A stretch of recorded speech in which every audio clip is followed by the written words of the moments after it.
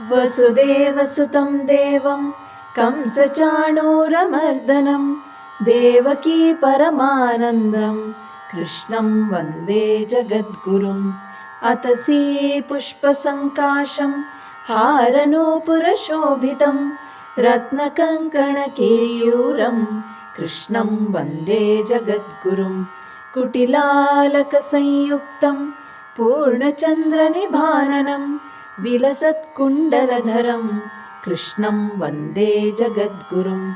मन्दारगन्धसंयुक्तं चारुहासं चतुर्भुजं बर्हिपिञ्छावचूडाङ्गं कृष्णं वन्दे जगद्गुरुम्। उत्फुल्लपद्मपत्राक्षं नीलजीमूतसन्निभं यादवानां शिरोरत्नं कृष्णं वन्दे जगद्गुरुम्।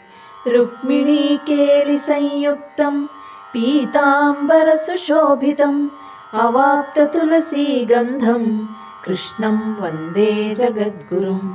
गोपिकानां कुचद्वन्द्व कुङ्कुमाङ्कितवक्षसं श्रीनिकेतं महेश्वासं कृष्णं वन्दे जगद्गुरुम्। श्रीवत्साङ्कं महोरस्कं वनमालाविराजितं शङ्खचक्रधरं देवं कृष्णं वन्दे जगद्गुरुम्। कृष्णाष्टकमिदं पुण्यं प्रातरुत्थाय यः पठेत् कोटिजन्मकृतं पापं स्मरणेन विनश्यति।